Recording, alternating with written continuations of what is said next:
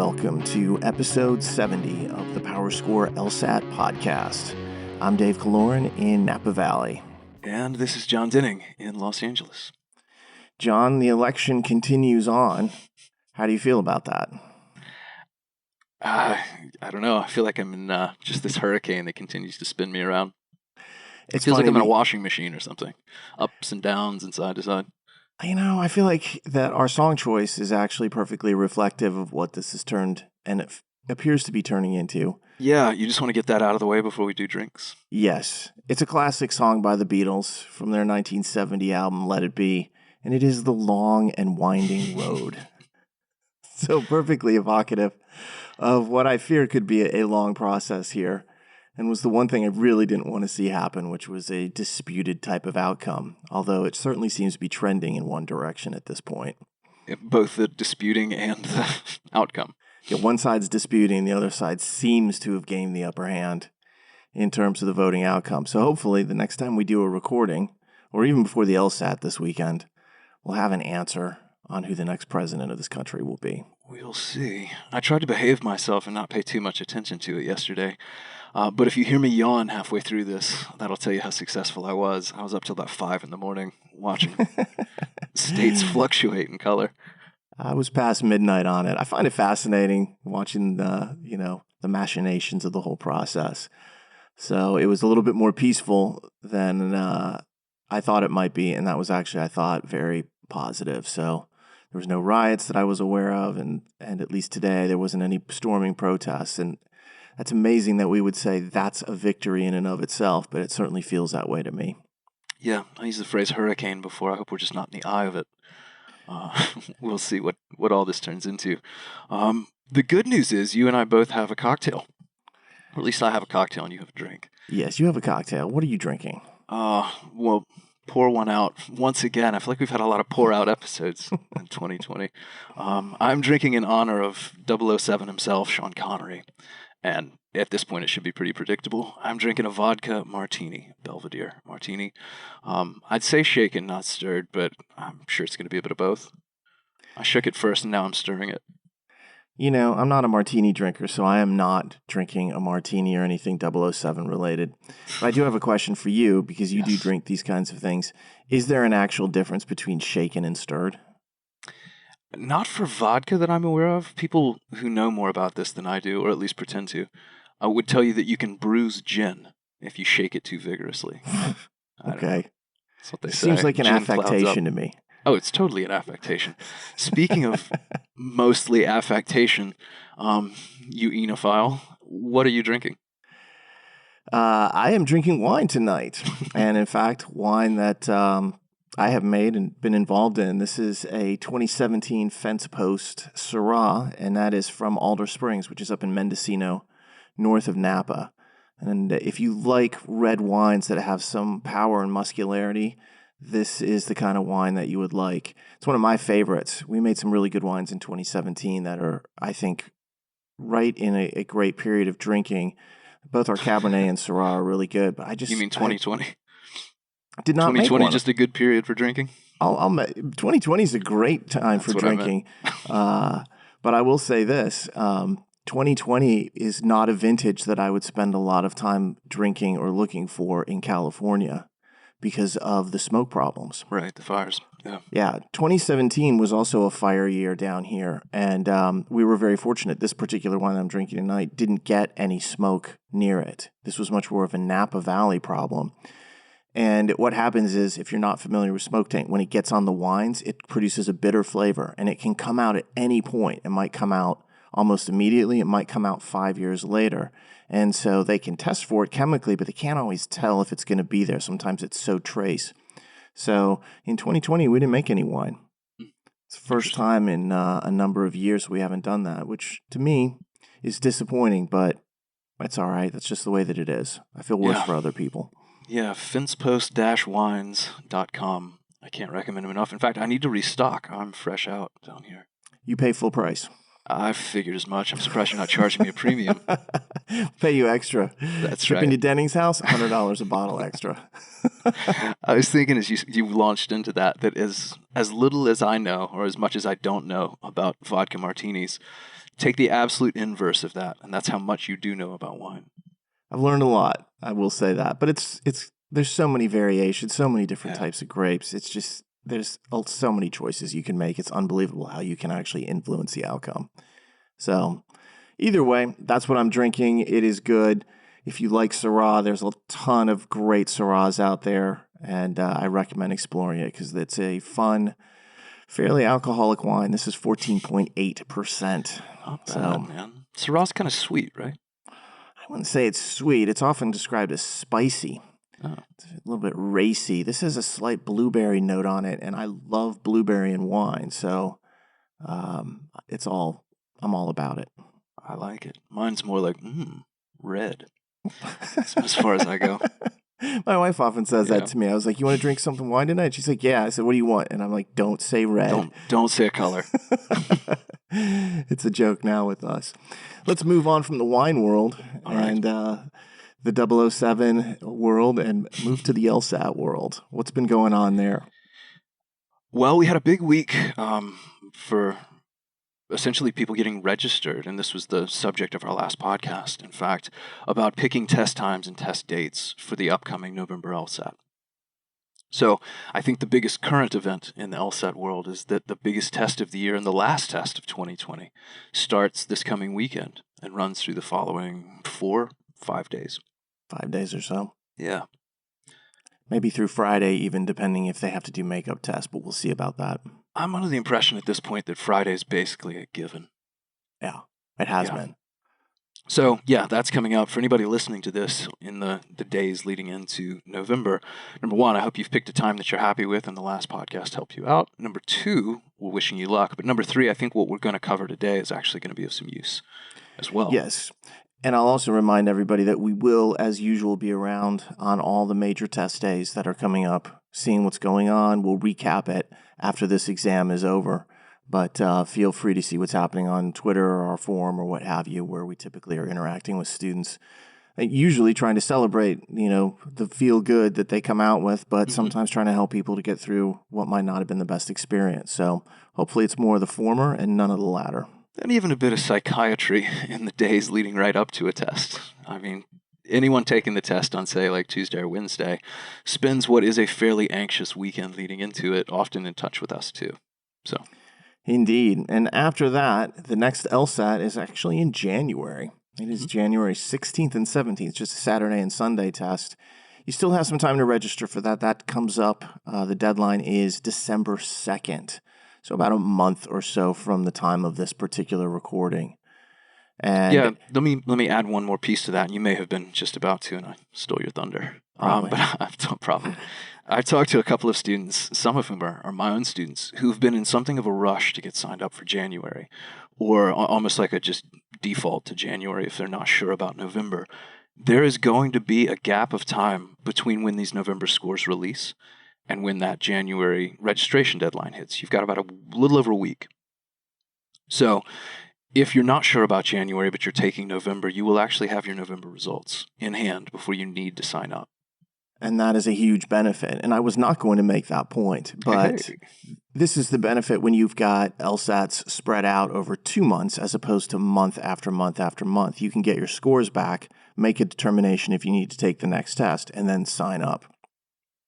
And that is exactly what January test takers will have the ability to do, assuming that you have an LSAT writing on file and you get that done in time. If not, bang that drum. Yeah, man. Keep on top of that. Get it done as soon as possible. Hopefully, if you haven't taken it yet, you plan to take it almost immediately, sometime this week or right as the test has finished for you. That would be a great decision. Just get it out of the way because you never know when there's going to be delays. But the interesting thing, John, is the point I was going to make was that whether you're taking November or January or even one of the later LSATs all the way out to April, February, we just did a crystal ball webinar on this past Monday night. Probably the longest one I recall doing. It was a solid hour and a half of us talking about what we expected to see on this test. And then I just opened the mic and took questions for a while afterwards. Yeah, I was going to say, don't sell yourself short at 90 minutes, because even though the recording ended, we did not. You in particular did not. You stayed on the mic for at least another half hour just answering individual questions at the end of that. I just went on a tear. Well, again, dare we say, that's the benefit of being live in these things. A lot of people sign up for the webinars knowing they're going to get a link to the recording, and they watch that, and that's great, and I get it. But showing up live, you get a little extra Dave for your money. I'm not sure everybody would agree that's a great thing. Well, it was free. Complain or your money You back. get what you paid for, yeah. Well, either way, we have posted the sound processed version of that crystal ball. So the sound was locally recorded. It sounds really good. On our blog. So you can go to the PowerScore LSAT blog. And if you want to listen to that, we talk about what we expect to see in the typical logical reasoning section, reading comp, logic games. We also got very specific about what prep test era to study from, as well as some pretty specific predictions as to exams we might see this November or January or later as well. So I think we're probably spot on with that. Time will tell. If it isn't November that one of those tests shows up, it's going to be January, in my opinion. So it's something you can listen to. Might help put you in the right mindset. And if you're totally or somewhat uncertain about what to study, that is definitely the right thing to listen to, because that's the whole point of it, is to give you guidance on what to look for. Yeah, final point to that, because I've been asked twice today already by people. We are not planning to do another one, at least for the next several months. Probably not before April, because that one was designed to apply to all of the tests through April. Yeah. So if you missed it, not the end of the world, go check it out. If you feel like you can just wait for the next little go-round, you may have quite a weight on your hands. Yeah, you and I are also about to enter into a period where we're going to be doing a tremendous amount of video recording of explanations of various questions. We're working on a new course. We'll be posting videos that relate to, let's say, logical reasoning and logic games and just general test approaches. And that'll be a new course that comes out in 2021. So we're going to spend a lot of time on that. And I think you're going to see things like the crystal ball be a little bit less frequent, but we don't need to have it be constant when we're not getting new material. So speaking of new material, we recently got the May 2020 LSAT-Flex form, I'll call it, one of the forms that was used for that exam. So 3 sections. And when they did that, they curiously did not give a scoring scale. And so we immediately began agitating for one. I sent them messages like, when's it coming? What's the deal? And I had started to pen a fairly, I'll say scathing, open letter to That's about what it was, yeah. You need to release a scoring scale for these tests, because otherwise it just looks really bad. It looks incredibly sketchy, very backroom kind of stuff. And amazingly, they were like, no, we're going to do it. And then they changed their mind, it seemed like, said it was unavailable. And then they changed it back and said, we're going to do it, after I sent them some more emails. So I feel like we were able to squeeze not only the test out of them, but squeeze the scale out of them. And you've actually spent a lot of time looking at this. And we've got a blog that's going to go up about the same time this podcast comes out. What do you think of the new scale? What's your take on it? Yeah, you're right about that. It's interesting. I was going to lie and say that the reason I was up so late last night was because of this new blog post, and not because I was glued to CNN. Turns out it was actually a bit of both, column A and B. What did I think of this scale? Well, first of all, dude, props to you for continuing to lean pretty heavily on them to get this stuff done. Dave's right. For those of you who didn't follow the day-to-day, when they released the test, all they said about the scale, which means basically its utility, your ability to get a score, was that it was coming soon. And then they changed that language to scale unavailable. And we threw a bit of a fit. Yeah. And they changed it back to coming soon. And then sure enough, depending on your definition of soon, at least it did come yesterday. What did I think of it? It was really interesting to watch. We broke it down at a bunch of different levels, and I don't want to get too deep into it because the blog post already does that. But let me hit some of maybe the high water marks of this scale, the things that people would care most about. The first is the thing people immediately gravitate to, which was the 170. This, on a flex curve, was a -9 test, this May form that they released. And that's available if you have Prep Plus on Law Hub, so you can go check it out. I thought that was more than fair, more than generous, especially now having done the test itself. Yeah. This was one that you and I had conservatively, but originally predicted to be a -8. Mm-hmm. And as we always say when we make these predictions, we're going to err on the side of tight over loose. I still feel pretty good about what our prediction was. I mean, it was wrong, so I could feel better. But it was wrong with the proper intent. And I think it probably has a greater degree of long-term relevance and accuracy, the way that we called this, than this one-off test does, which I'll explain in a minute, or we can explain. Yeah, because I have some thoughts about how this scale looks compared to others, and we'll come back to that point. It's Yeah. interesting because, you've said this many times before that when we estimate scales, if we're on the border, we go conservative Mhm. because that way it's a worst case scenario for whoever's listening and thinking about what they might do. And if things turn out to be looser, that's just, free money. It's a bonus that is floating That's a good way to around put out it. there. Right. So when I saw this, was I surprised to see -9? Yeah, slightly. It explains several different things to me, which I'm sure we'll get into. But there is also some looseness to this scale, John, and I know it's in the pod or in the blog that you're putting out. But tell me a little bit about some of the stuff that you saw about like this historical level of looseness. It seems like. Yeah, so the first thing we would want to do when we get a scale like this is try to make some equivalent form that would be historically relevant or, I don't know, comparable, I suppose, so that we could look at tests from 2018, 2019, 92, and see how this scale stacks up to those old 4-section tests. So that was one of the first things I did, is I sat down and tried to like extrapolate this out into some equivalence. And really, at every point through the mid-range of this, -9 on a flex for a 170 is about a -12 on a typical test. That's generous, let's call it, or forgiving, but far from unusual or unheard of. There have been a couple of tests in just the last few years that have been -12 or 13. And even But we're -14. it's been a few years since we've seen one Long of those time. for sure. But yeah, I Yeah. think since December 2016, there have been 2 that were 12 or better. Better if you're a student. So in looking at it, I started to track a little further backwards. I went to 160 and 150.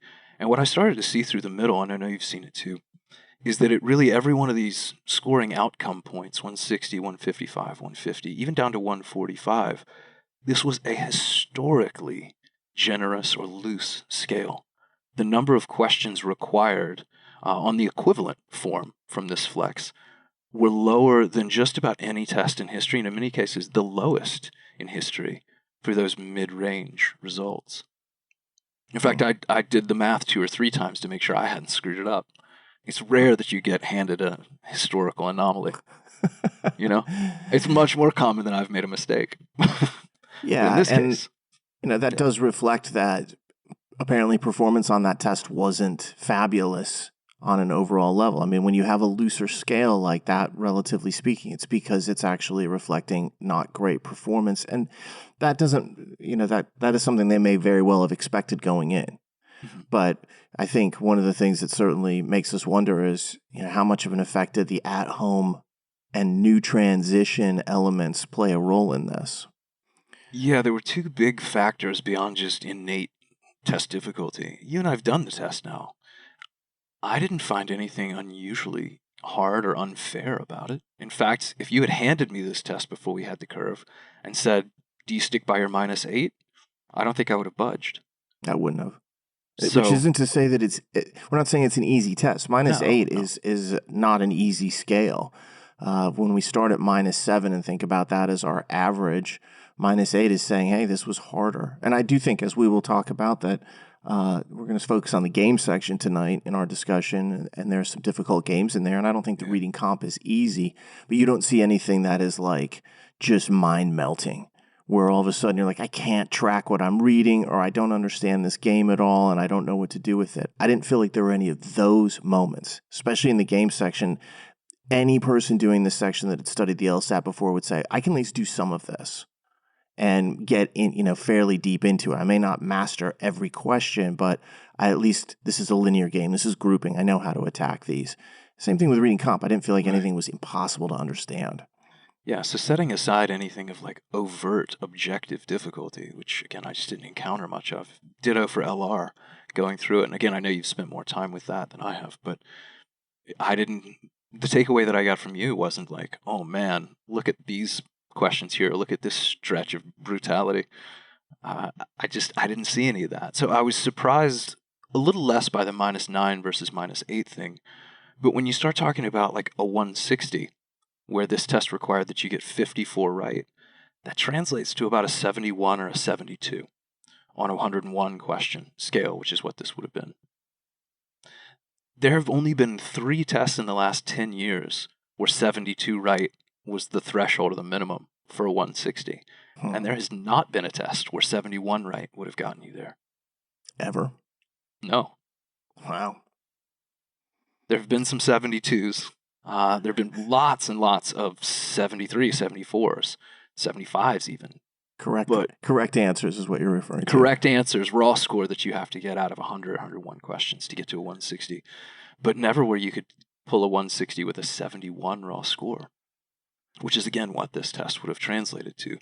So, yeah, I was just looking at it. I was like, where did the difficulty come from? Because if you set aside the content itself, it has to have been basically bred out of either the novelty of the experience or the loss of LR. That there was a subset of people through the mid-ranges where a single LR versus 2 punished them more than others. Yeah, because you reach a point here where you start to wonder how much was the scale adjusted due to the changing of the experience. And we often say scales are created before the test itself. And I think that is, by and large, the way that it is. However, this was a different experience. Right. This wasn't a regular 4-scored section test where you're going into a big room, something that they have administered over and over again. So the fact that they might do some adjustment to the particular format of this new exam, that's not either, it's neither surprising nor, suspicious. I figured that they would do a little bit of that. So don't be concerned if you're like, wait, I thought the scale was formed beforehand. That's the first thing. The second thing is we've never dealt with a situation in the modern times where there was only one logical reasoning section. So we don't know what happens psychometrically speaking when they remove one of those sections. When they do that, it may have a much bigger effect than we've understood, and that loosened the scale up. And I don't know that anyone would, we're talking about heavy statistical analysis that no one outside of LSAC has access to. But this does give us some ideas. So, yeah, we obviously can't see the data and the algorithms that they have at their disposal. But I can hear off in the distance, I don't think it's actually off in the distance, an outcry from people. I'm going to pretend it's the podcast audience and not my neighborhood burning down. In that a lot of people would then be saying, well, then how is this fair? We've been asked that question so many times. And to me, when I looked at this scale, it begged to a degree the question once more is, if it's influencing the results or the percentiles of people this much, is this truly an equivalent test? And happily, the answer's in the question, which is to say that's what the scale does. Yeah, it's supposed to produce the same type of results no matter what the test is. This is an unusual experience to go from a different format, from one format to another one, but this is the point of these scales. So some adjustments here may very well be being executed in order to create something that is similar.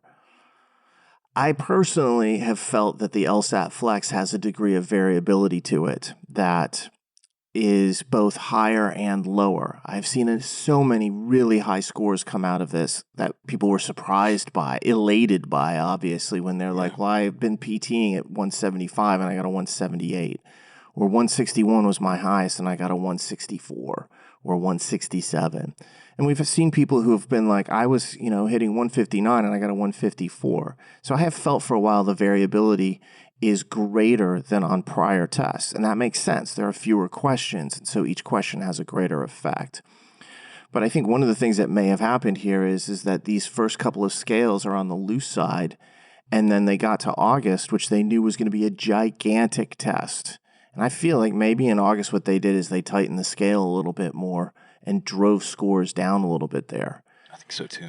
Yeah, now the problem is the data that they've been releasing this year has been really up and down. There's supposedly daily updates of the volume and test scores and so forth, but that didn't start on these flex tests until very recently. So it's really hard for us to see exactly what happened. I can kind of track those changes, and I see that there's a high scoring bubble at 165 all the way to the top, which was something I talked about after the crystal ball was over. Like, what do I think is going to happen with this cycle? Will it be more competitive?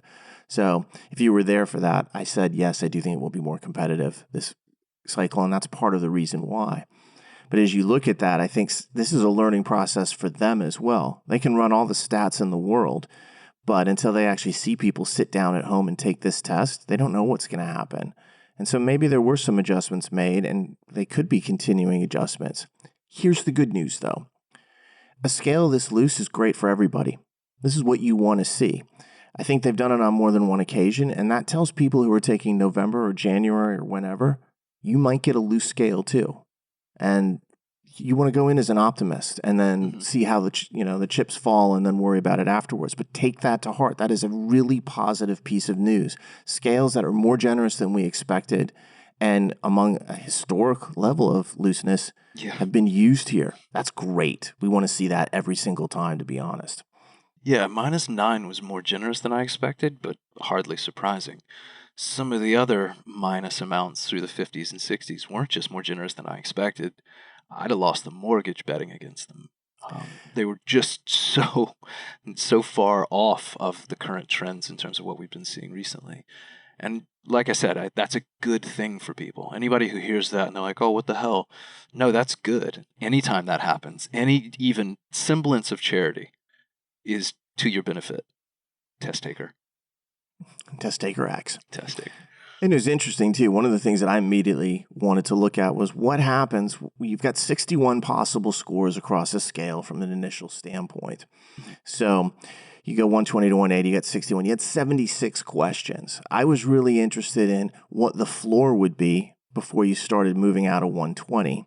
Right, and then how many scores would you lose in both the 120s, 130s, and then mostly the 170s, but conceivably the 160s at times.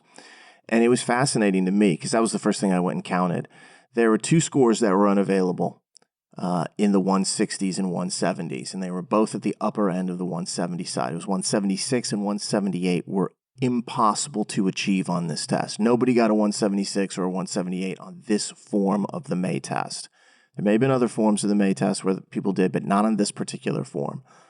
However, you look in the 120s and the 130s, there are 7 scores that are impossible to get. And so you can kind of see what's happening is they've got a lot of people at these kind of like break points for law schools. They weren't going to drop out 168. That would have had too much of an effect on admissions, but they made sure to drop those scores early on, and that's what allowed them to have 76 questions translate into 61 possible scores, especially because you had to get 15 right even to just break 120. Yeah, you were not at 120 as your results until you got 16 questions right, which is about 21 right on a normal test, an all-time high, interestingly enough. So as loose as things were in the middle and even towards the upper end, as favorable, at the bottom of this scale towards 120 and 130, we set some new records, some different records for stinginess, basically. And this is an interesting thing because, we knew it was going to look something like this. We didn't know it was going to be 2 scores in the 170s and 7 in the 120s and the 130s. But one of the tip-offs to me was when they released the scale this week. They released it on Tuesday.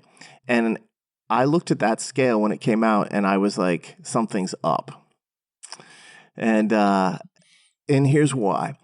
When LSAT scales have been released, and if you've ever had a paper prep test, you can look in the back of that booklet or book, and you will see the LSAT scoring conversion scale. And the way those work is they have a column on the left-hand side that is built around your scaled score. 120 is at the bottom, then it moves up 121 all the way to 180 at the top. And then there are 2 columns to the right of that, one of which is, they're both about raw score, and it's like lowest raw score, highest raw score. And so you kind of move up that way. And that's the way every single scale I've ever seen has been released. Yeah, but the guiding sort of track line in this has been that every number from 120 to 180, all 61 rows basically, are there. All 61 rows are there, and occasionally there are scores that are impossible. You can't get a 179 on this test. You can't get a 123 on that test. So it's nothing, sinister that there are scores that you can't achieve. But I've been wondering why there was a delay in the May scale, and it has crossed my mind more than once that they regret releasing this test. I would. I don't, we pushed them to release it, but I didn't think they would listen. So for me, I wonder if there was some degree of regret, like, okay, we put out the test, and then they realize we don't really want to show the scale because it tells people a lot about what we're doing. So what did they do when they released this scale? They didn't do it using the scaled 120 to 180 scores. They used the raw score as the marker. So it started off with... From 0 to 76. Yeah, 0 to 76. And what that does is every raw score does get a scaled score. So you can't tell that there are gaps. And one of the things that I liked about the way we put this scale on our blog was we immediately reverted back to the original form, which shows all the gaps. And personally, I feel like they were trying to hide something there. They didn't want people to question, why are so many scores missing? They're not going to answer any questions that we pose or that you pose about it. But I feel like that was a sleight of hand maneuver. And it immediately made me suspicious. I was like, why is this the first scale ever to be released like this? I've never seen one before. Yeah. Otherwise, it would have shown very clearly 9 missing questions or 9 missing score outcomes. Yeah, 9 scaled scores. Yeah, when you and I got it yesterday, we both kind of scuttled off into some, dark hole somewhere, started playing with it, and turned around and we're talking about it today. And I was like, oh, by the way, here's what I did with it. And you go, I'll be damned, I did the same thing. We had both independently turned it back into, let's have this actually based from 120 to 180 as the guideline, and then we'll put the numbers to it. We knew exactly what was going on. But when you glance at it, especially if you're not like professionally into this, you wouldn't really think about it. You'd be like, oh, look, each score has, each Ross point has a score. And I'm like, yes, it does, but that doesn't show in the reverse. So you can make of it what you may. I did not appreciate it. I don't like feeling like something's being done and delayed and kind of like hem and hawing, and then it comes out different. That's when I start to think, why they do that? Yeah, I've got a secondary personal gripe to this, which is that in that crystal ball that we did Monday night, I had a fairly lengthy, comprehensive discussion about how the scaling on the Flex works. And I did that more or less sight unseen because it wasn't until the next day that they actually released a scale that would have been awfully helpful to have at least had to point to or refer to. So I was a day premature. They did that on purpose to us. They had to have known. And I'm joking. Love those guys. But I felt like, the day after we have a gigantic seminar where we talk about what's going on, then you release this thing that we've been asking for 2 weeks. Felt personal to me, even though I'm sure it wasn't. It's hard not to. Are you familiar with the old logical axiom about Hanlon's razor? You know what this is? Yeah, we've talked about the different razors that are out there. Hanlon's razor goes like this. It's never attribute to malice that which could be explained by incompetence. And I feel like at times that's kind of what we're doing here. Was this a sinister subplot? Was this something they actually calculated? Or were they just kind of stumbling around and this is how it played out? I don't even think it was incompetence here. I think it was just the course of things. That's when it came up on their screen. That's when they got to it. I know they've been busy with a bunch of different things over there. So, again, I don't think it was malicious.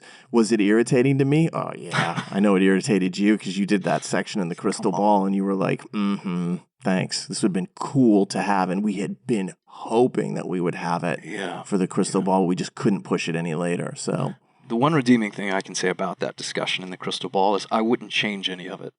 I might have had a different slide to show, but the talking points, the conversion, the process that we have used to create our own flex tests and scoring, 100% rock solid. If anything, this just locked it down as even more accurate. Yeah, I think this scale has some degrees of looseness to it, but it's not tremendously far off, a lot of the predictions that we've made. I still feel very comfortable.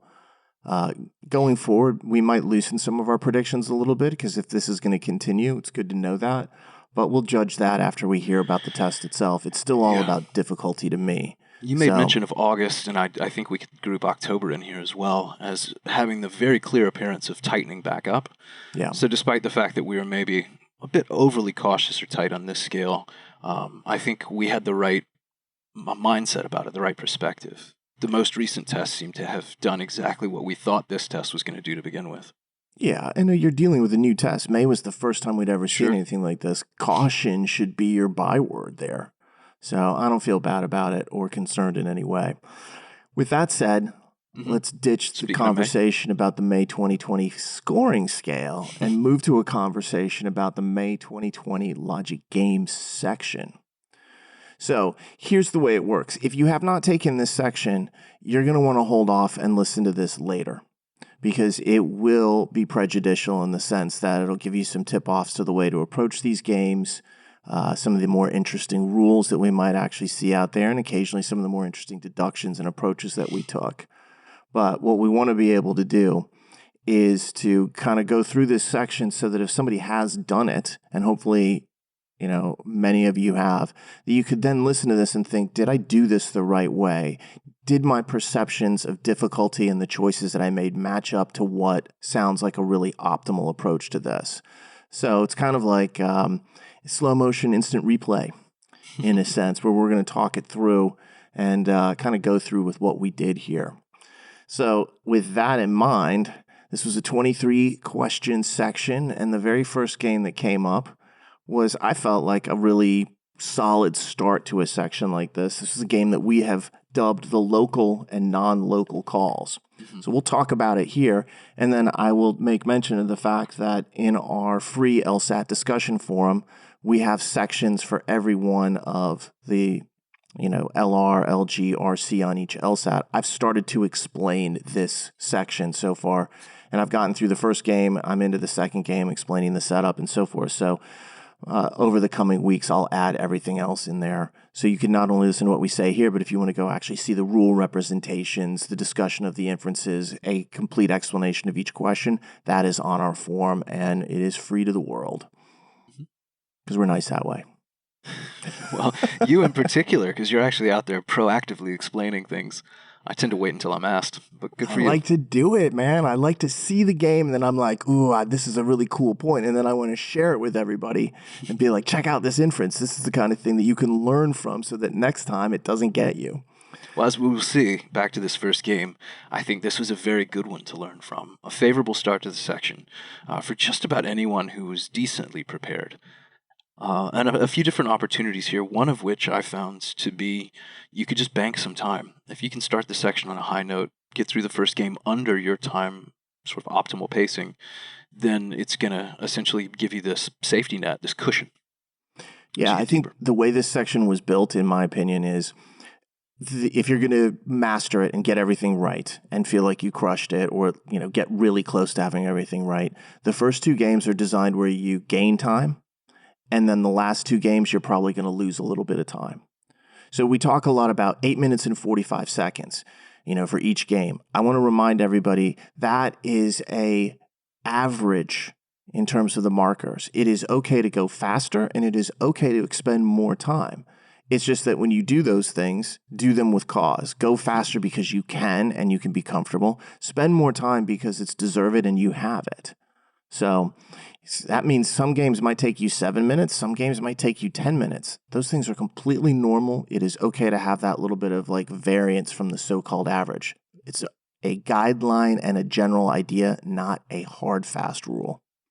I like that. Yeah, we've talked about how to pace yourself, how to speed up in logic games, and there's a lot of that discussion there too. So let's talk about this game. Yeah, first game is kind of interesting. It's an investigator, and there's these 5 calls that were made. And so you've got the 5 calls that are floating around, and they are one of 2 types that we're actually going to work with, local and non-local. And if I'm reading that as I open it up, I'm immediately thinking it's an advanced linear type of game.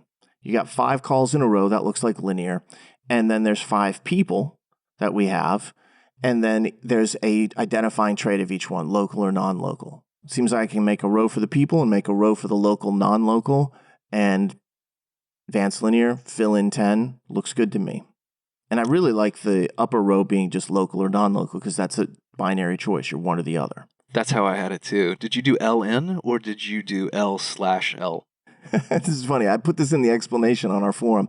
I did L and /L. I did L and N. That's okay. I said if you did it like L and then NL or L and N, that's all right too. It's whatever works for you. I don't, there's all right. I'm not gonna, I'll go read no your explanation if I start to feel bad about myself. I appreciate you giving us in, folks, the affirmation. Thanks. Now, there's no altar upon which I'm going to sacrifice to the god of L/L here. I just don't care. It's like whatever works for you. So if you want to go in and change my explanation to L and N, you do it. I won't do it. I know better. He's saying that because this is being recorded. He'll text me after. Don't you dare. Don't you touch it. Anyway, so the setup on that game's not bad. 10 spaces to fill in. That upper row has just 2 choices for it. So I felt like, okay, this is a manageable game. And then as we got into it, I'm not going to read each of the rules in their entirety. LSAC doesn't love us to do that. But the very first rule, I thought, was the critical rule in the game. It created both a sequence and a block, where there was a QV block and then S was ahead of that block, or earlier in the stream. And if you think about this for a second, you've got 5 variables. You now have 3 of them in a relationship. My first thought, and I'm sure this was same for you, is how many places can I put this thing? Mm-hmm. Not very many. And so then the second rule was about the calls for both S and V. They were different call types. One was local, one was non-local. I'm like, okay, that's going to be one of these rules that comes in after I've placed some variables.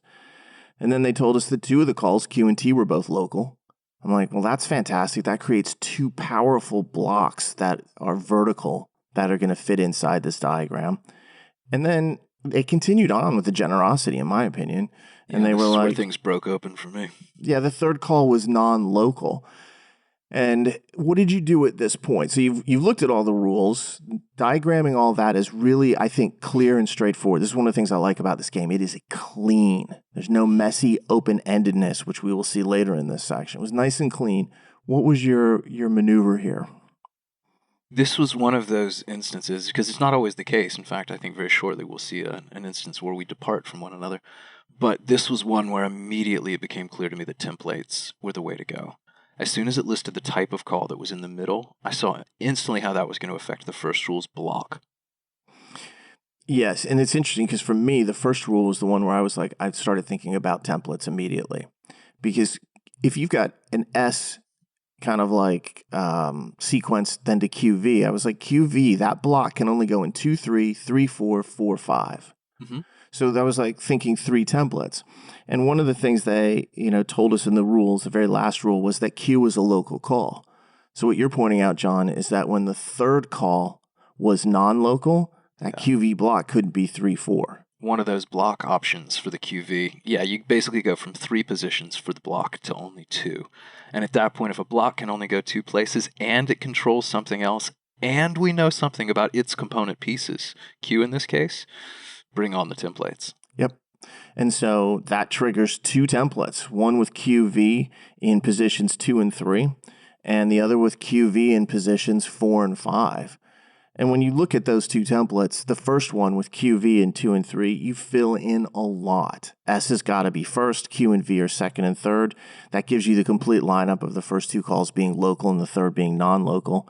And then you're left with R and T, who rotate between 4 and 5, and you also know that T, because of that last rule, is local.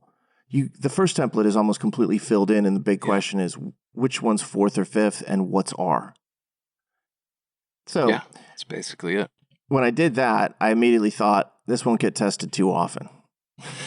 This is too full. And then it's funny, I had the same thought with it. I was like, I bet this gets me 1 point. Yeah, I was like, we have it, but they're not gonna mine this too often because it's really powerfully filled in. And so then the other template is QV in 4 and 5, and that is a lot more open. You know that the 4th call is local and the 3rd's non-local, but you have TS and R in the first 3, and there's some rules that affect. T can't be 3rd, for example, so T's got to be 1st and 2nd. But they test this template a lot more in this game. Overall, though. We're not going to go through the questions because when you've got 2 templates like that, that's pretty powerful. And the questions are done. Yeah, we're really focusing on the setup, so we're not going to spend a lot of time on the questions either way. But all these games were fairly standard in the sense that there were some list questions, there was some local, global.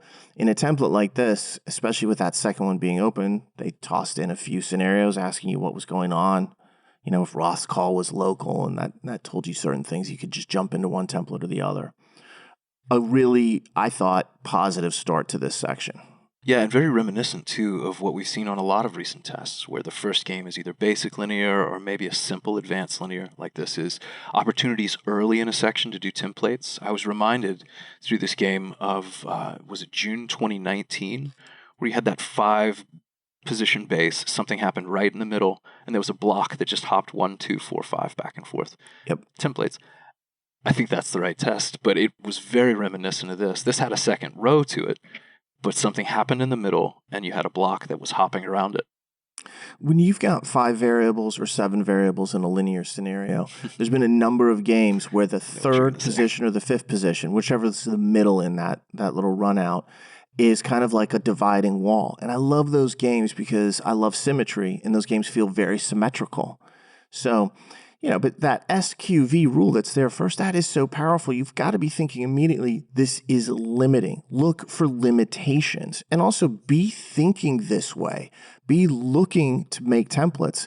As we talked about in the crystal ball, usually 50% of the games on a given LSAC can be mastered using templates. So it is something that you have to have in your arsenal. I don't know if there's a whole lot more to say about that. No, but that's a really nice segue into game 2, because if you have templates in your arsenal, you should use them here, in my opinion. Yeah. Well, moving into game 2, you will find that templates tend not to be just singularly rewarding. They often double and occasionally triple up. I'm a little less template. I'm a little less of a template file maybe than you. Yeah. I'm cautious, and you tend to just be full speed ahead. Nothing wrong with either one. There's no insult in that. That's not pejorative. When I say full speed ahead, you're just, if you see a template, you attack it. If I see a template, I'm like, do I need to? But in that first game, we're completely in unison on it. Yeah, well, I think the reason I'm full speed ahead with templates is because I know it's an exploration that will yield information. So to me, that feels like a really good use of my time, whereas I think you're a little bit more circumspect about it. I thought, like, for sure you were going to call me lazy. Whereas you don't want to pick up a pencil. Nah, that's not what I meant. I just mean that I think you're a little bit warier of it because you feel like I might not need to do it. Whereas for me, I'm like, what harm will occur here? I'll get some information, and if I feel like I can't get any more, I'll just stop doing it. So yeah, I'm a little more aggressive with the templating than you are. That's fair. Which is, again, to say that the way you should approach it as a student out there is what works for you. For some, it would be more my approach. For some, it would be more John's approach, and that's okay. There's no right or wrong. What's right or wrong is what works for you. Yeah, we only know this about ourselves and really now about each other because we've done this enough times to see what it is that not only we prefer, but how the other one does it. I could sit down and mostly diagram a game the way that I think you would. I'd have put slashes through that L on the first game, for instance. If you'd done that, it would have been perfect, John. That was all I was missing. Oh, well. Yeah, so we go from game 1, which was an advanced linear game. It was really nicely balanced, used the templates on it. Now we come to game number 2, which is going to turn out to be a grouping game. Do you want to kind of talk through this one a little bit? Sure. Yeah, this one starts to sound like another linear game as it begins. You've got these 6 people playing table tennis during lunch. Sounds like kind of a fun place to work. And 3 games of table tennis, each game, obviously 2 of the 6 people. So you've got this balance, but when it talks about games 1, 2, and 3, I think the initial instinct for a lot of people, I might admit this of myself, is to begin to think, I wonder if they're going to order out the games. Maybe group the people, games 1, 2, and 3 as pairs, but I wonder if there's an order to this. Yeah.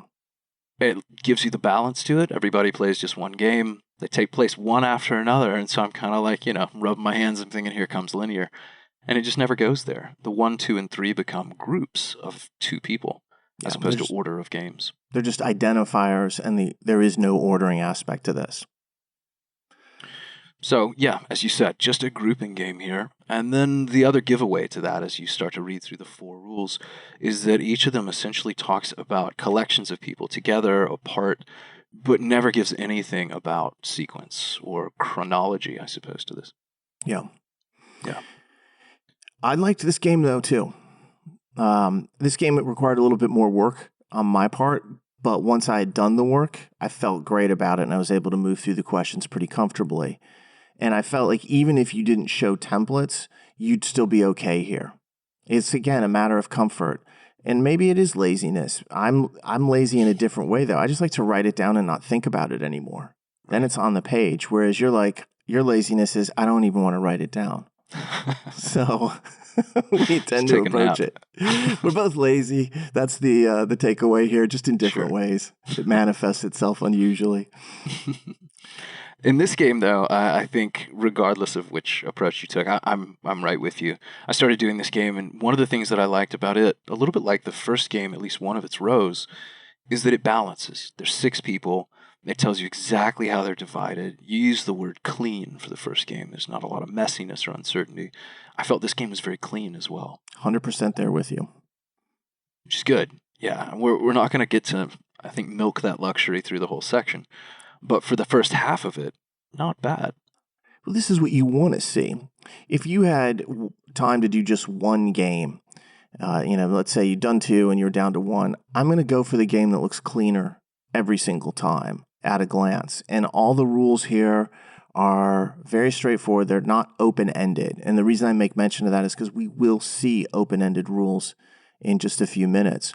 Both games 1 and 2 have really clear lines in terms of the way they are balanced. Everything's being used once. The rules are very clear with these blocks and sequences and so forth. It is really nice. When we get to this game, when I looked at it, again, you got 4 rules. It's not out of control either. It's not like a 6 or 7 rule game. I can understand this scenario. It's 2, 2, and 2. It's like, all right, I got to use everybody once. They're going to have to battle it out. What's going to happen here? Sure. So let's take a look at the rules. Yeah, the first 2 rules have a nice, almost like redundancy to them, symmetry to them, where the first rule talks about 2 people who can't play in the first game. The second rule, 2 different people who can't play in the third game, the last game. Which is kind of interesting. In and of itself, it just means, to me, I was like, not laws. I didn't know what was going to happen, in my approach to this. But I was like, well, all right, F and G can't be first. J and L can't be third. That's limiting. It tells me that game 2's got a lot of options, and now I'm focused on games 1 and 3, but I wasn't like losing my mind here. I was like, okay, it took me a second to diagram those onto the third rule. What was that? Perfect. It was a partial grouping or a partially specific grouping where F had to be with either G or H. So very limiting for F, but don't make the mistake of thinking this is a two-way street necessarily. G could still go with other people. H could go with other people. This is really about who F controls. Yeah, F's with one of the 2, but the others can be with anybody. So when you saw this rule, how did you react to it? I'm curious to know how you diagrammed it in part. So let me start with how I did, because I paused for a second. I was like, what's the laziest way to diagram this? And what I did was in parentheses, I had an F and then just next to it a G/H. That's what I showed. That was like the collection. When I did this in the in my setup, I had as a vertical block with F on the bottom.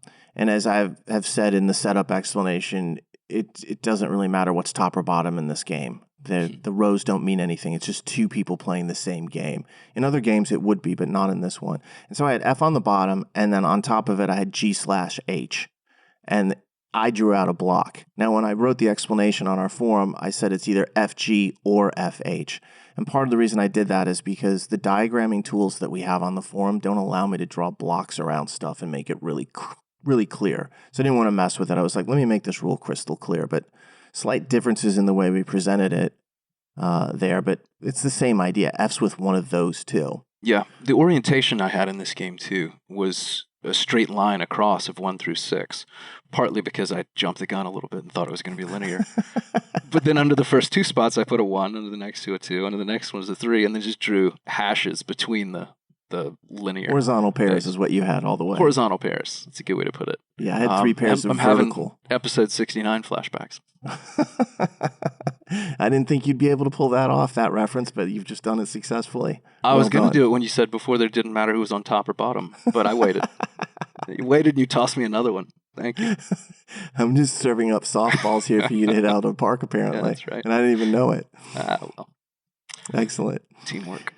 I can so tell that's how I had it. But again, I did it in parentheses. I'm sure you could do this if you wanted to, conditionally even. I mean, technically, this is a conditional rule. Yeah, I didn't. I just went right for the block because I knew F was the trigger. and I wasn't worried about it. It's always going to be F with G or H.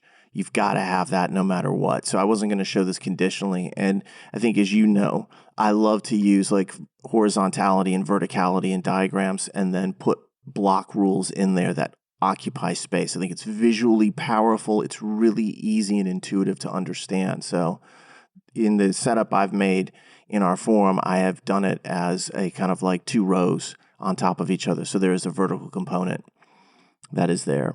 You did something that's additionally visually powerful in this game that we'll get to. Let's knock the 4th rule out, and then we can talk maybe about where our roads diverge in this wood. The last rule just is a not block itself, which says that G and J can't be together. How do you feel about that? Were you like, Stumped. Baffled. A vertical not block, G and J don't like each other. And by the way, I picked up on your Robert Frost reference, which nice. means you went from a 69 reference to Robert Frost. That's some latitude there, man. Thank you very much. That's breadth. Man of many talents. No depth, but a lot of breadth there. Yeah. I like the red, mostly in picture books. So G and J can't be together. The way that I had this was just GJ next to each other with a slash through them. But then I put, sort of as a little sub-reference for myself, number 2. Meaning that I thought that was probably going to be most impactful in game 2. Because G, again, couldn't go in game 1. J couldn't go in game 3.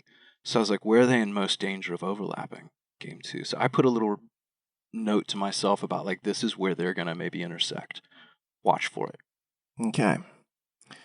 And that's I think that's a strange thing for some people to think about. It's not how they tend to approach games. But if you can begin to anticipate where the consequences of rules could potentially come about, looking at your setup and be like, I can't show anything here yet, but I can see why that position could ultimately matter. Find a way to note it. Yeah, because those 2 variables, one of them's knocked out of game 1, the other's knocked out of game 3. So 2 is that crossover ground where they might try to occupy 1 and 3 with some of the other variables and then force them into a scenario that's impossible, both of them playing game 2. Exactly. And that does come up. It is very interesting because I think at this point, you'd kind of looked at it, you thought about the relationships, you were comfortable, you went off to the questions. Yeah, I was also rushing to get through this before we recorded the podcast today, if I'm fully honest. It's full disclosure. So I was like, I could probably do some templates here, but I see the clock is ticking. I just dove into the questions and went through them. I did this game very quickly. I think I probably did this game in about 3 minutes. That's ridiculous.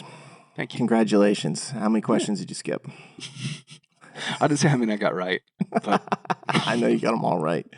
But you made a different tactical choice here, a more considered and I think probably better tactical choice.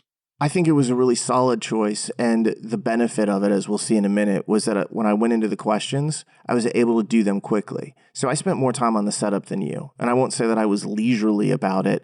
I was more methodical in terms of what I was attempting to do.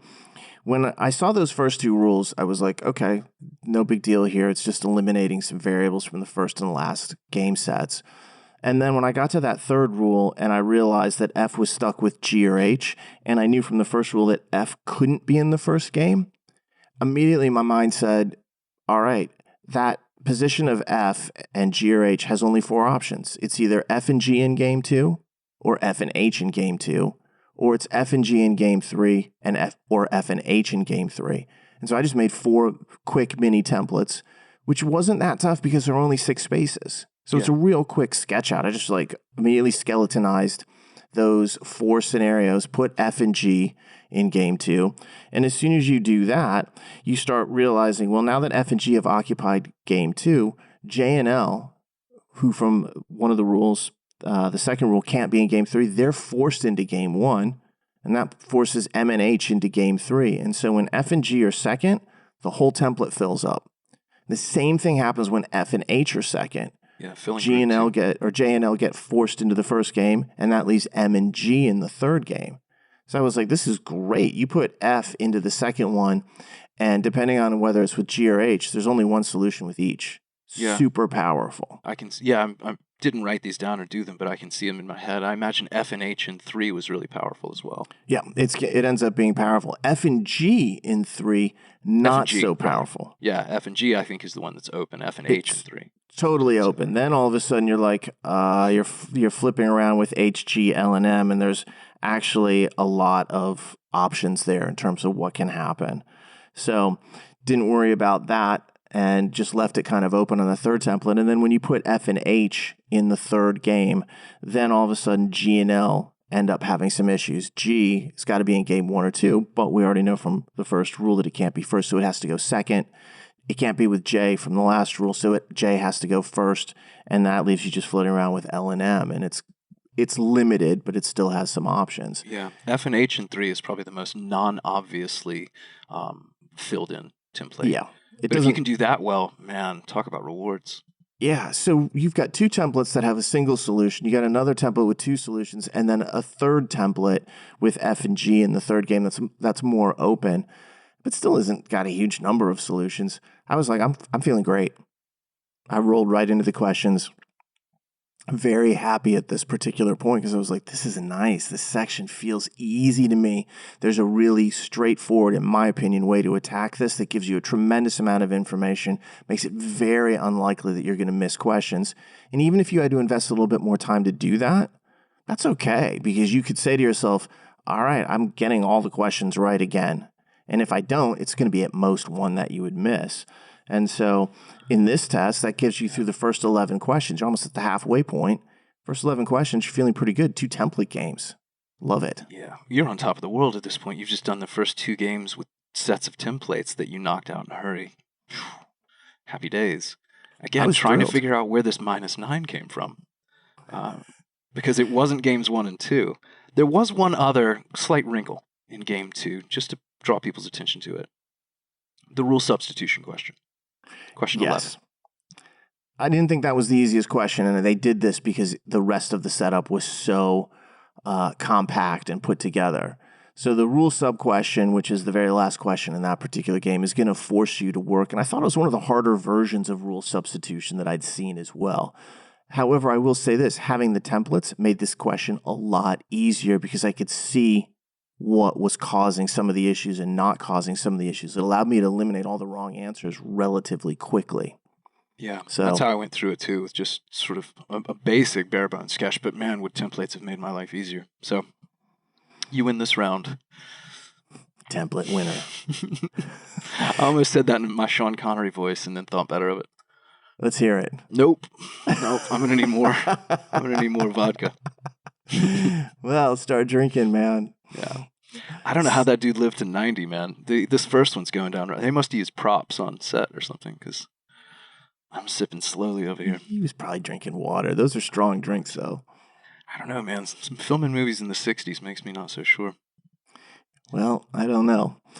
I will say this, though. After having the first 2 games go down pretty smoothly and feeling like there was a lot of control, the first thing that crossed my mind was, I wonder what happens next. Yeah. Because I don't think it's going to be this fluid and easy as far as working through this. Because I didn't feel like I was really working incredibly hard. I felt like at all times, there's a clear point of attack here. I'm not scrambling to make mini diagrams for each individual question in a lot of instances. Instead, what I'm doing is I'm referring back to the templates. And when I did have to do work, it was based off a template that was mostly filled in anyway.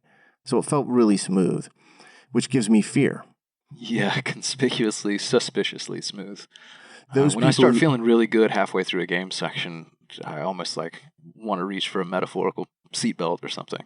Well, this, like, what's next? We just saw this on the October test. Those people who had the shredder game section, the first 3 games, there was work to be done, but we know that it wasn't like mind-blowing or crushing or terrible. By the time they got to the 4th game, what they should have had in the back of their mind was, please, please don't be as bad as it could be.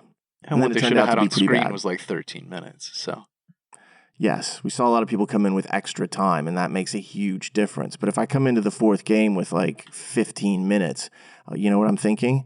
Bet this is going to be hard. I bet I need it. Exactly. All right, so let's go to that 3rd game. What did we get? See whether or not it was borne out that it was a tougher one. Well, you can tell right away in reading this that it's ramping up a little bit. They've definitely dialed the volume up, maybe not to an 11, but certainly above where it was. There's this academic society with 6 meetings during a school year, And it splits them evenly. So again, 6, that's what we had in the last game, 3 into 3, but even numbered splits. I like that, fall and spring semesters.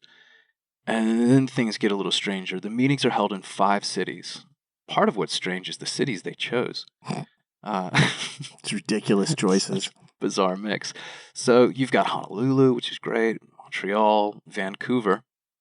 I went out of order for a reason, because the other 2 were Omaha and Tampa. Tampa, I can understand. That's a big kind of like conference location. I had such like an inflection of disgust when I said Tampa. I didn't mean it to. I'm just surprised by those choices. You know, the west coast of Florida, the Gulf Coast there, I like it in general. So I don't have any Tampa hate. The only thing about Tampa was when I've been there, I've always amazed at how flat Tampa itself is. That was my first impression. I was like, boy, this is a flat area. And Florida in general is relatively flat. So, maybe I shouldn't have had that kind of response. Yeah, Florida's pretty flat. I remember this is a weird story, but our buddy Sean's wife, Leslie, we were in Mexico one time in Puerto Vallarta, and we were just driving away from the beach, and she goes, I wonder what the altitude is here. And I looked at her and I said, I think we're at sea level. That's how I feel about Florida. I think I looked up the highest point in Florida at one point in my life, and it's like 138 feet or something ridiculous. Sounds about right. So I wonder what elevation we're at. Okay. And then, speaking of tabletops, you've got Nebraska, Omaha. And I can't figure what Omaha is doing here. Maybe it's a Warren Buffett shout out. I can't tell. Got to be a Buffett toss. I will say that when I talked to students after this test and I saw comments about this and people were like, the game about, they would say things like Honolulu or Montreal or whatever the locations were. I never heard anybody say Omaha. Like Omaha just didn't register on the map for people. So I checked our notes specifically to be like, did we have the O?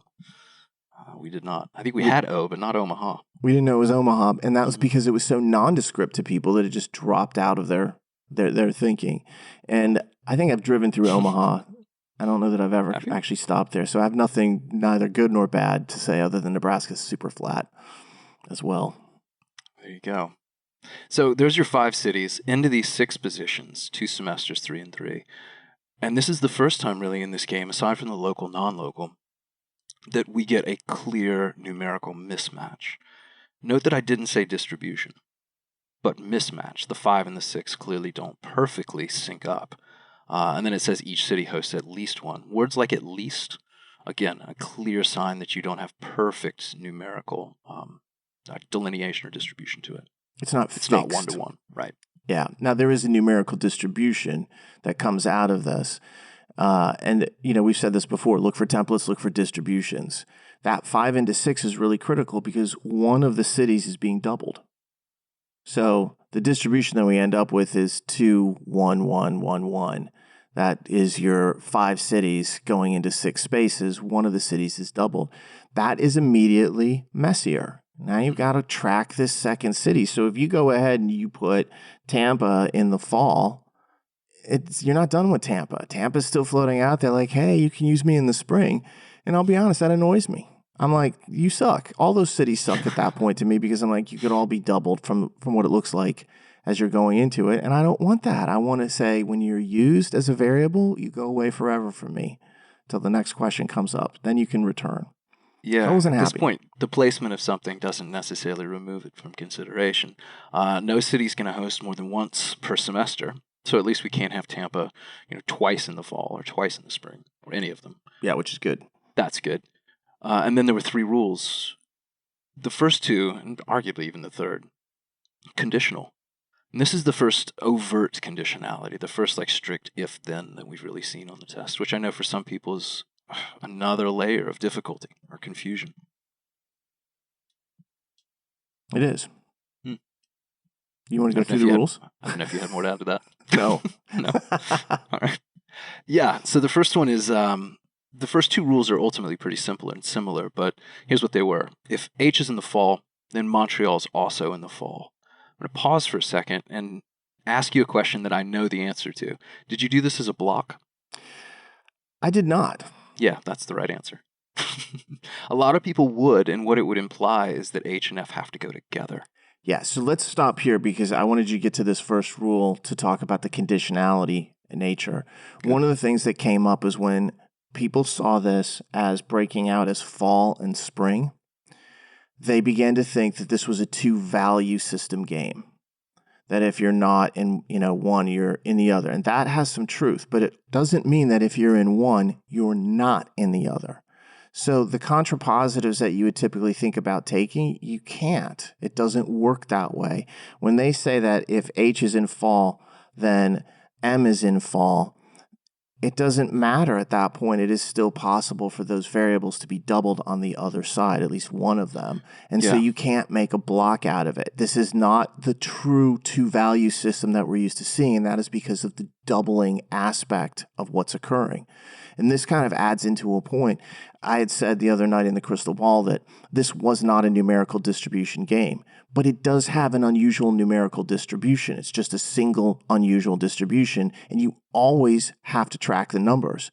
We've done logic games section reviews before, and I can't remember if it's November 2019 or which game section it is, where it's just like it's all numbers. It's like if you don't track the numbers and follow them and just attack them, it's going to cause you lots of problems. So September in particular of last year was like that, that's which is why that test was a minus 13 scale. That game section beat people up if they weren't comfortable with numbers. I'd make 2 points about this first rule. You've made one that the blocks don't work. I would say that the blocks don't work because the conditional rules only go in one direction. A block seems to be dual or like a biconditional. Yeah. So Honolulu in the fall does something, but Montreal in the fall doesn't. So if you could have one piece of that block and not necessarily the other, that makes a block a dangerous way to show it. Show this with an arrow. The second thing you said about the duality, the potential duality, and the contrapositive means normally Honolulu fall, Montreal fall. Oh, so then Montreal not fall, it must be in the spring, that kind of thing. That's where you have to be careful with this, because Montreal could be in the spring and not trigger this rule. That's exactly right. And that's where the two-value system doesn't fly because of the duplication. Perfect. And so that's what I was saying is like I showed it conditionally and then it was like you can't make a contrapositive here. And that's the dangerous part of this game, at least from the starting point here, is that... Yeah, you can't make the binary contrapositive. You could still say if Montreal's not in the fall, then Honolulu's not in the fall, but you can't then turn that to they must be in the spring kind of thing, or that the spring would do something. Yeah, you can't turn it from fall to spring. Exactly. That's a good way of putting it. Yeah. So perfect. that was our first rule. What was the second rule? Well, if you could do the first rule, you're in good shape for two, which is that Vancouver in the spring... Vancouver in the spring, then Tampa must also be in the spring. Same type of rule, really. Yeah, really the same thing, and all the same stuff applies. Don't show this with a block, use an arrow, be careful with the contrapositive. Do slashes, but don't turn not spring into fall and vice versa. Cool, that's 2 out of 3 down. In a way, I think the trickiest rule is the last. It's not hardly worded, but I think it's difficult to take the implications away, which is that in each semester, you've got either M or V or both. Paraphrasing. Okay. That's what it says. So to me, that was in each one of these, there was a minimum reservation for M/V in each group. So when I looked at that, now if you put M in fall, that didn't mean that suddenly Vancouver was out. Right. It just meant that M satisfied that rule. Whereas if you took Vancouver away from the fall, then that would force Montreal to be used in that fall position. Mm-hmm. So you have to at least understand what it is. It's a minimum rule. One of the spaces is always reserved for M or V, but that does not preclude both of them from appearing in one of these, fall or spring terms. Or in both. M could be your double. V could be your double. If that's the case, then you've actually satisfied this. If you've got M in both, you're good, or V in both, you're good. Yeah. But obviously that's going to work with some of, the stuff that's going on here. But those conditional rules and the way they actually worked, and then that last rule, when I looked at this, my first thought was, you know what? Each of these terms, the fall and the spring, have 3 spaces. So we've got 5 total variables. There's not a huge margin here. So one of the things to kind of consider is if you lose 2 cities for any purpose, if they go on the other side and those are the only ones that they have, the other 3 are going to have to fill in this particular period of time in the semesters. And so that was kind of what I was thinking as I looked at, something like Montreal in the fall. I'm like, all right, if Montreal in the fall is not there, there's no way for Honolulu to be in the fall. That would be really powerful because that would force O, T, and V to have to be in the fall. And then I did the same kind of thing with T in the spring. And so that told me that both Montreal in the fall and Toronto in the spring, or Tampa, sorry, it should have been Toronto they chose. Sorry, Tampa. The Tampa in the spring just wasn't going to happen. So that is a really powerful thing. That's where we can use the conditionality here and the 5-into-3 relationship on each of these semesters and realize that's actually a really thin margin when you have conditional rules. When you have a thin margin for a group, look at necessary conditions. In this case, if you remove Montreal from the fall, you automatically know that O, T, and V are there. And if you remove Tampa from the spring, you know that H, M, and O are in the spring. That's useful. They're going to test that, obviously. Yeah, it's interesting, too. This is about the point in the section, setting this game up and starting to kind of begin to maneuver through the questions, that it occurred to me how many of these first 3 games, or really all of the first 3 games, how much of them depended on what I would call small, like choke points, small variable sets or positions. The first one had a block that could only go 2 spots. The next one had 2, or really 3 groups of 2, but restrictions on that. That's where your templates came from. In game 2, this one's only got an either or, a left or right side, and only 3 positions in each. Yeah. So there's a lot of 2s and 3s that we're starting to see here in these subgroupings, subdivisions. Yeah, and with only fantastic. 5 variables, you don't have a lot of options. Only 5 things. Yeah, that scenario I was just talking about, they tested in the very first question. Mm-hmm. It's right out of the gate where they're like, oh, let's go ahead and take the necessary condition away from the fall with Montreal, and they're testing you right out of the gate. So it's kind of like a prove it thing. Did you see it? Always keep in mind that in logic games, especially with grouping, that necessary conditions are really powerful because usually when you remove them, you remove the sufficient condition as well. And that takes 2 variables out of the mix. If there were 13 variables for 6 spaces, it's no big deal. Right. But if there's 8 for 5, or as in this case, 5 for 3, the power of that is really magnified. This has got to be something that you have to think about when you're doing these games. I think it's a super valuable point that comes out of this discussion. Yeah, it's what can you afford to lose? And here you can't afford to lose much. Exactly. So after that, this game was a lot of like slogging through conditions and just kind of like local questions where you're going through 13 and 16 and 17. You're just making scenarios and kind of following the rules. I felt pretty comfortable with it. I just felt that it was messier and more work than the first 2 games. And that's where my laziness comes in. I don't like the work. What your laziness did not prompt you to do was try templates here. And in that, we are in agreement.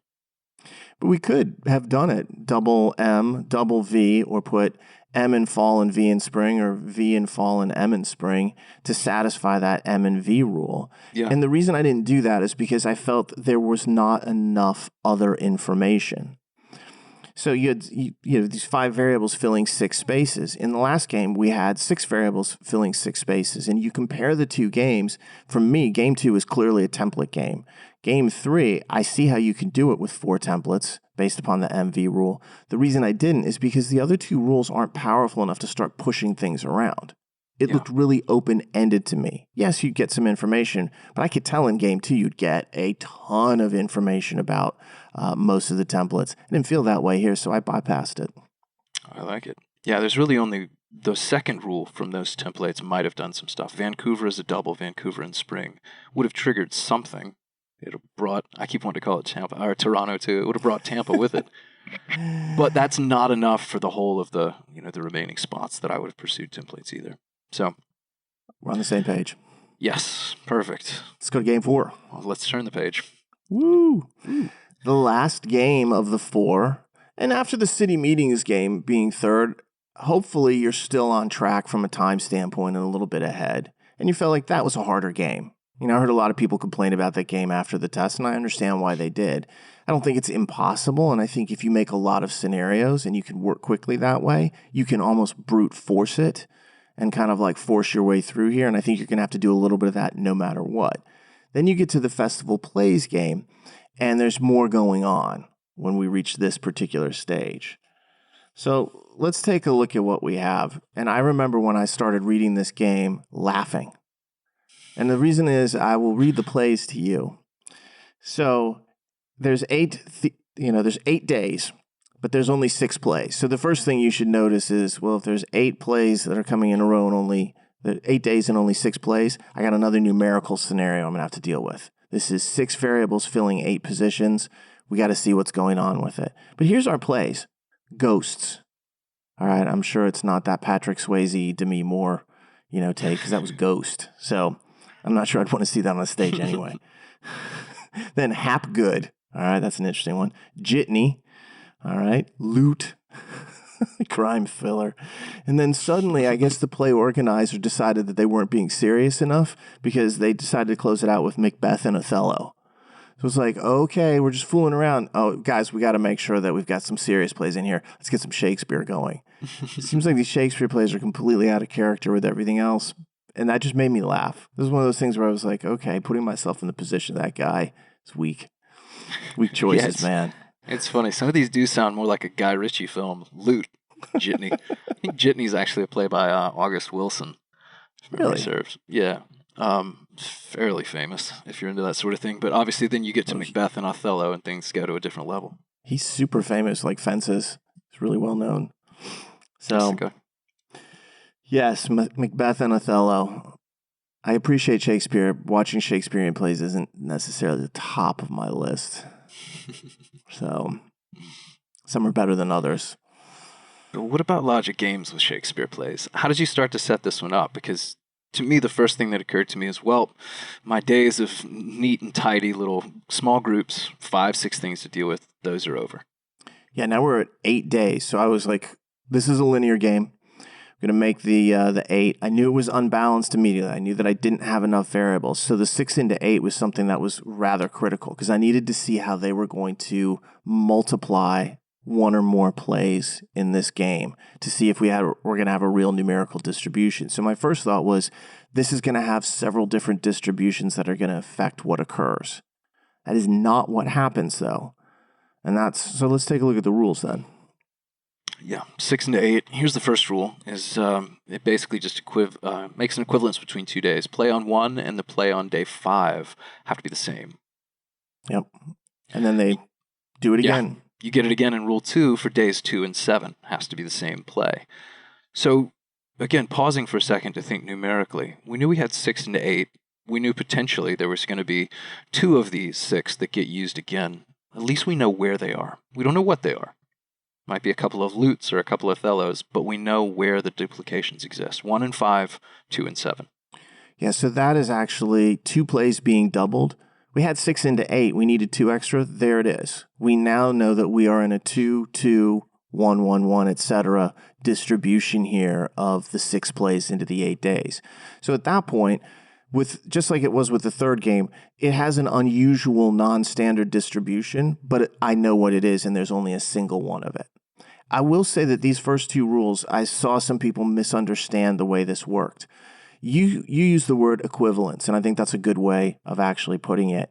What it means is that if you are in 1, then you're in 5, and if you're in 5, you're in 1. It's always the same variable. So if you know that a variable is in one of those 2, it's in the other. You also know that if a variable is not in one of those 2, then it is not in the other. It can't be. Yeah, whoever's in 3 is a single.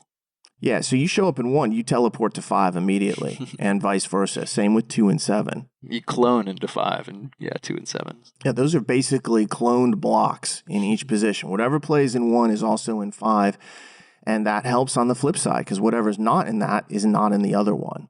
So that's something that I've seen that was misunderstood, and that's unfortunate because it's the kind of thing where if you were to put this in arrow diagram form, this would be a double arrow, is what this would be. So it is always going to be the same, and it doesn't matter that it starts at 1 or it starts at 5 or whether it starts at 2 or starts at 7. It goes both ways. Yeah, unlike the conditional stuff in the last game, this truly is biconditional. This is that block idea in effect. I used an equal sign, but it's just because I'm a nonconformist. It works. Yeah. Rule 3, the 2 Shakespeare plays here, Macbeth and Othello, cannot be performed on consecutive days. Doesn't give an order, just gives a not block. Yeah, so it's either not MO or not OM. This is probably the first smart choice by this, festival director. I was going to say, I bet this makes you happy. Because it was like you would destroy the audience 2 nights in a row. Like, no, You get a man, day I off. can't do Shakespeare back to back. That's a little rough. But this doesn't, unfortunately, do anything into your diagram itself, or at least I didn't see that it would. Not yet. You couldn't be like, oh, so then M can't be first. Or O has to be third. There wasn't anything like that to draw from this. The only good thing here about this rule is that if one of these guys gets doubled, they're going to knock the other one out of a bunch of spaces. So that was the first thing that I thought about is like if O or M appears anywhere in 1, 2, 5, or 7, it's going to restrict the other one from more than just a single space. It's going to knock it out of, say, 3 or 4 spaces, depending upon, which placement we actually have here. Yeah, you could start to see how that would work. If M's in 2, well, then O can't be in 1, which means O can't be in 5, and M must be in 7, so O can't be in 4. O can't be in 6. Like, there's all kinds of little things that would start to happen here. But as I say about not blocks typically, and I know you do too, they tend not to matter until a piece of the components are in place. And in this case, putting something in place can have a doubling effect. So, yeah, not block is not the first place to go, but it often comes in at the end of questions when you've got something already on the board and you're trying to figure it out. Yeah, or forces you to leave enough space to keep people away from each other. In this case, Shakespeare. So, rule 4. Yep. For at least one performance, and this is kind of nasty, for at least one performance of Hapgood, H, the next play is Macbeth. You know how I feel about this kind of stuff immediately. I can guess your body language right now. First off, there's 5 rules here. So we're getting a few more rules than we saw in some of the other games. And it starts off for at least one. Man, I don't want to see that. That's open-ended and messy right there. This is what I don't want to see in games. As we just talked about games 1 and 2, it was sweet and clean. This is not. And you take a look at this, it's just for one performance of H. Somewhere, and if, depends upon what's happening, there's going to have to be an HM block. All right, we know H has to be used. But if H is doubled, only one of the two would require M behind it. So you have to realize that this is very open-ended, and it means that you can place H or M, and it doesn't mean that they are done for. That doubling is still in play for both of them. So I don't like that. It's not an easy rule to kind of like diagram out. I just put an H arrow, HM, at least one on it. It's kind of like a little sub-notation. So I did something similar. Yeah, my instinct here was to try to go put some not laws in, but you can't. M could be first and then go after H somewhere else. H could be last and come before M. Yeah, just on the basis of this rule that we're saying, you couldn't make not laws. You can actually do it with the next rule, but we'll see that in a minute because H is going to get knocked out of 1. Exactly. There's the last rule. Finally, there's a performance of J at some time before there's any performance. I like that better, of Hapgood. So there's a J before any H. Yeah, I hate this rule though. Because it's so, you have to read it very carefully and understand what it is saying. Because when I look at this, it says there must be a performance of J that is at some time before there is any performance of H. So before H shows up, there has to be J ahead of H. However, this allows for J to then appear again after H. So a sequence where J is ahead of H and then H is also ahead of J, there's a second J that's after it, that is acceptable. But wherever H is, there's going to have to be a J in front of the first one that is there. And that means that H can't be first. So it wasn't the last rule that knocked H out of first. This is the one that knocks H out of first. And of course, if you can't be in first, you can't be in fifth. And so H gets knocked out of there as well. Yeah, it wasn't the prior rule. It is the last rule. This being the last rule, but yeah, people get it. No, you were talking about... I knew what you meant. Yeah, you were talking about the 4th rule. Yeah, you and I visualize this stuff pretty well. I want to make sure people listening to it know what the hell we're talking about.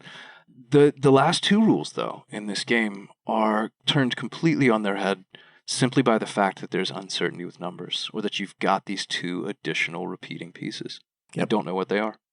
super annoying. I agree. When I ran into it, I was like, rule, there's another rule. And I didn't hate the first two rules. I was like, these are really nice. They're tightening up the game. They're giving me that 2-2, 1-1-1, etc. distribution. I liked it. And then when I got to the last couple of rules, I was like, I can live with Macbeth and Othello being separated. That struck me as a wise decision in general. But the last two, I was like, this is going to require focus. I can't just lazily roll through the questions. I'm going to have to actually like count out variables and make sure that I'm watching at all times, that I get an HM block somewhere and that J is always ahead of H. So something that, that really forces you to be quite careful with what you're doing. It is interesting though, because like when you look at these doubled variables with 1 and 5 and 2 and 7, it means that if a variable gets placed elsewhere, like 3, 4, 6, and 8, that's a single use variable. So if you put one of the variables in 8, you're not going to be doubling it. So just kind of keep in mind how that game works, because that can cause some type of restrictions. Like, can J be 8th, for example? That's going to be tough because that's the only usage of it. And we know from this rule here that J's always got to appear sometime before H. So that's not going to work out. And that's not exactly obvious on the surface. You have to stop and think about what's happening with the numerical distribution here. Right. And I think that's kind of like a tough thing to absorb at speed when you're already dealing with some messy rules here. But watch those two doublings, because everything else is used a single time, and that can help eliminate some possibilities for what you're looking at in terms of variable placement. Yeah, that 8th position was interesting. I didn't have this as an inference, but as we're talking about it now and the wheels are turning, it seems like M couldn't go in 8th as well either. Because that would be M's only usage. There'd have to be an H in front of it.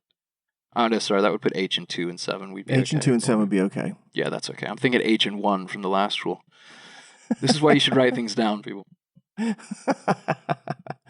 Or not do them on the fly. Or not, yeah, do them in your head on the fly. On tape, by the way. Brilliant. But it's good, though. It's memorialized you making an error. So I will, of course, write this down. And then every time you irritate me in the future, I will be like, do you remember at the 1 hour and whatever mark this is? November 3rd. It's podcast 70. Never forget. I remember. Never forget. The day it will live in infamy for all the wrong reasons, me making mistakes. But this game on the whole, I had the same, I think, probably reaction to it, which was one of just annoyance. I was like, come on. But it was bound to happen. And I think that's the only redeeming part of this for me, was I was like, at least I saw this coming. You knew it was going to get increasing difficulty in 3 and 4 after the first two games being so clean. But I think this is kind of cool because as a section, and you break it down and you talk through it, we can see the difficulty here. We can see how people complained about the city meetings and the festival plays, the 3rd and 4th games, and we understand why they felt they were more difficult. They were. They weren't wrong. Yeah. It's just fortunate that we can look at this and say, now that we have it, this also wasn't a devastating destroyer section where there was multiple incredibly hard games or one really super hard shredding game. So I think that's a real positive for those of you who had this section. Hopefully, if you did, and you took the actual test, you did really well on it. If you've done this as a practice test, use this and learn from it. Think about what we're talking about from a strategic standpoint, because we're not saying you should have every thought exactly the same as we do. We don't even agree ourselves sometimes on the best way to approach certain things. But some of the stuff that we've talked about should be echoing through your head when you're looking at this, because there are little tips that we're putting out there. Hey, watch the necessary condition in grouping games. Things like that, where it's like, that can be a real game changer during a single game that for other people might be really hard. And then you're like, I saw the key. This is the back door that unlocks everything. It's little things like that that we're looking for. That 2-2 kind of doubling, meaning everybody else is a single usage. That's kind of powerful when you look at those rules and the way they're constructed in that 4th game. Yeah, the numbers here are really powerful. I meant that M can't go in 6. I just misspoke. I wasn't wrong. Okay. Because that would put H into 5, and that makes H go into 1, and that can't happen. So I'll be erasing this correction from the podcast. You're not allowed to Oh, correct. well. And, again, make sure that you get all the rules straight in this, because when I talked about like how with 1 and 5 and 2 and 7, if you can't be in one of those, like H can't be in 1, we know H can't be in 5. They test that later on. I think it's question 22 right near the end where they say, if Macbeth is on, it performed on the second day. Well, that means Macbeth's on 2 and 7. That immediately eliminates O from 1 and 3 and, a couple others. Yeah, and 6 so and 8. it forces O into just a single position, and it's not something that you might necessarily immediately see, but it's the consequence of the doubling and the way that actually works. So take a look at things like that, because these kind of concepts, they rotate constantly in and out of logic games. Yeah. Would that put O in 4? Yeah, I believe that's exactly what happens to it. I'm back, baby. I got it. Took me a second. I thought it was a really solid section. I wouldn't say it was exciting to me. I certainly think that as far as like standard template type games, that 1 and 2 are great to study and figure out whether or not you'd make that decision. I would make the same decision on game 2 to show the 4 templates all day long. I'm with you on that. So, doing logic games is not so much about, to me, how you did on the games during your practice until you reach the point of doing the LSAT. It's what did you learn from it that you can use the next time you encounter something similar. I think there's some good lessons here. I don't think it's the most exciting section. It's certainly not extraordinarily unique or even all that unique, but there's some learnable points in here that can make you a better test taker the next time you go out. 100%. And let's not forget the fact it's also the most recent thing that exists. So if Indeed. for no other reason than just my primacy or something, this is a thing to do before you go and take your next LSAT, because it's the last thing that they have publicized and that has been tested as a real flex. So yeah, I mean, value aside, potential, call it like representativeness or prediction aside, I think this is worth doing simply because it exists now. 100% agreement. Any other comments? No, I'm going to go see if I can stir another martini and not turn on the television tonight. They're not going to be able to decide it tonight anyway. I've got it in the back. Who's holding this up? Is it Pennsylvania? Is it my fine friends Nevada. in Atlanta? Nevada. That'll be a problem. They said earlier today they would not release any results until tomorrow, which I was like, don't do that. That's suspicious.